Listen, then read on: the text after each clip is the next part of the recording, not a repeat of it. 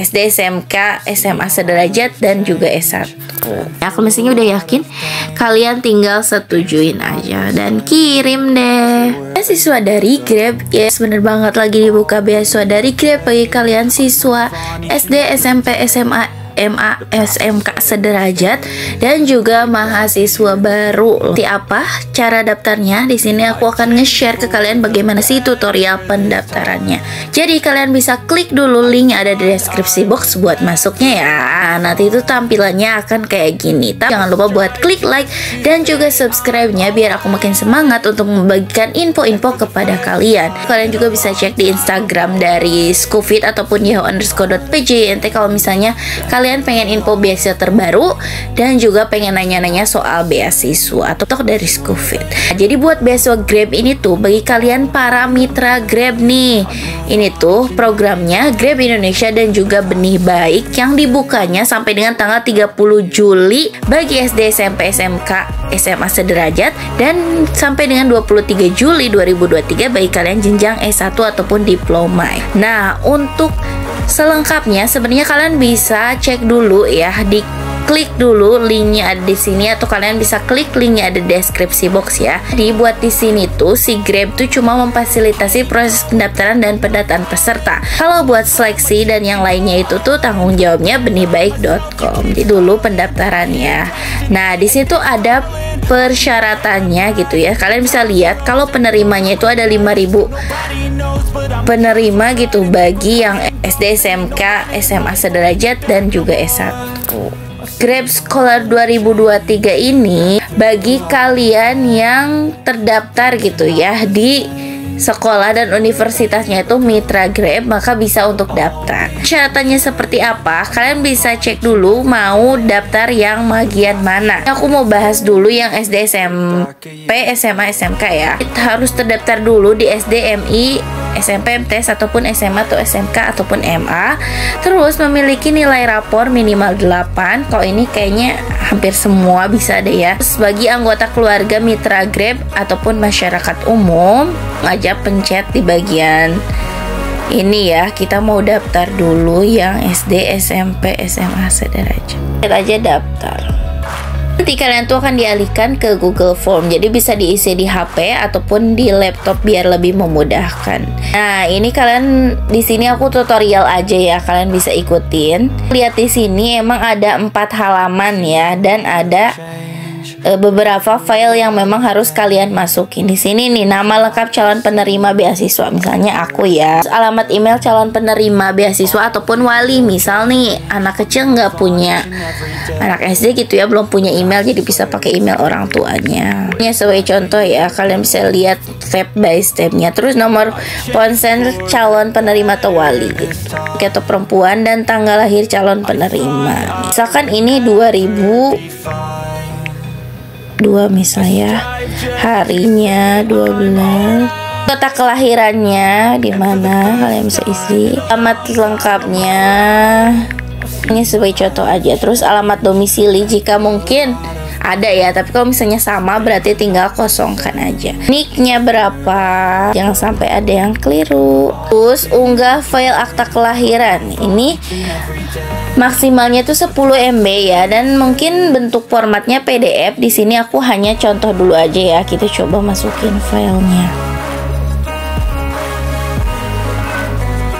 Nah, kayak gini ya contohnya. Terus masukin juga nomor kartu keluarganya berapa. Ini aku hanya contoh, disclaimer. Unggah juga file scan kartu keluarga. Nah, di sini harus isi dulu data diri ayah atau wali ya. Itu jika ayahnya udah meninggal dunia atau bercerai. Jadi bisa ditulis di sini siapa, misalnya Andi apa gitu ya. Terus nomor ponselnya tulis 0 jika tidak memiliki ponsel gitu. Alamat email dari ayah, cari calon penerima. Jadi ayah kamu gitu ya. Siapa yang ngisinya, misal yang ngisinya orang tua, mungkin bisa diisi nomor orang tua, terus alamat lengkapnya ya bisa diisi. Nicknya di sini aku hanya sebagai contoh. Masukin juga file scan KTP ayah. Ini aku contoh ya. Karena itu ada tanda harus bintang warna merah ya, jadi ini tuh emang harus diisi. Itu nomor wali jika ayah sudah meninggal atau bercerai ya, bisa ditulis.